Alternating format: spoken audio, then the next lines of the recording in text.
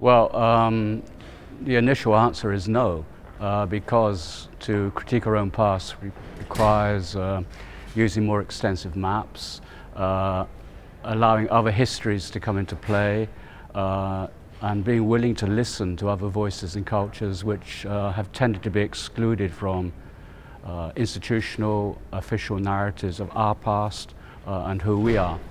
So it's about, to think about that is to think about how to reopen that past, to register the complexities of our formation, which can never be located in a single place or in a single culture or in a single history. So we find ourselves having to engage with much more heterogeneous realities, both at local, national, transnational and planetary levels.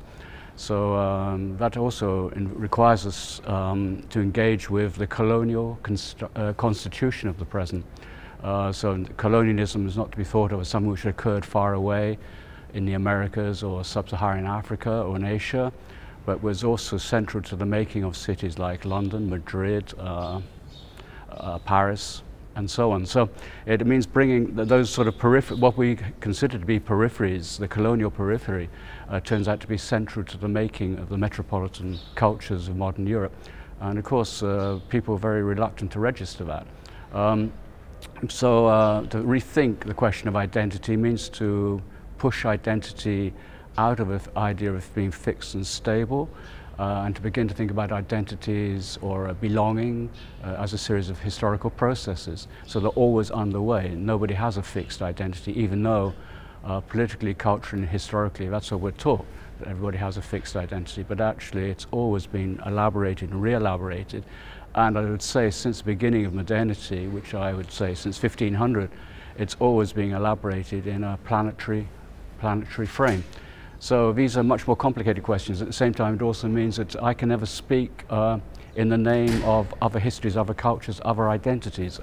What I can do is register the limits of how I've been formed in a hegemonic white European culture. Registering that, I also have to register there are things beyond that, which I cannot speak for or speak in the name of, which already is to imply moving in another historical, cultural and critical space, which is not simply mine.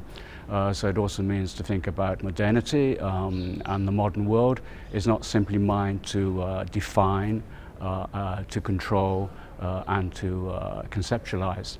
There are other histories, other cultures in play, which also means we have to begin to think in terms of the unequal or asymmetrical relationships of power, which give me the authority to speak of identity, modernity, while negating or repressing perhaps other versions which are also in circulation. Everybody in some way is inside of modernity, which is planetary. So somebody living in Kinshasa in sub-Saharan Africa is also part of modernity, but his or her views, his or her understandings perhaps don't figure in the way we tend to talk about identity, modernity, and so on.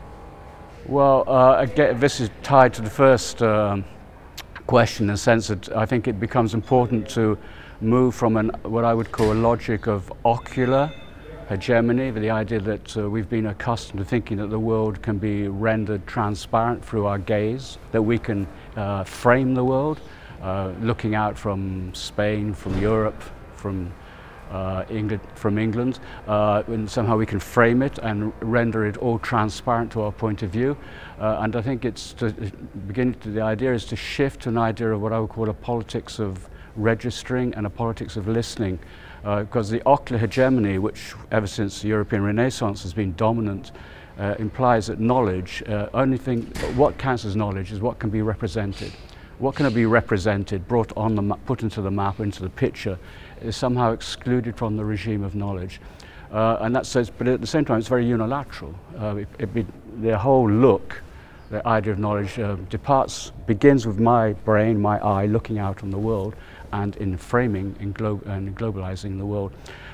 Whereas I think the idea of I would propose more an idea of a politics of listening, because listening requires that voices return, things return which have not been generated or controlled or proposed by me.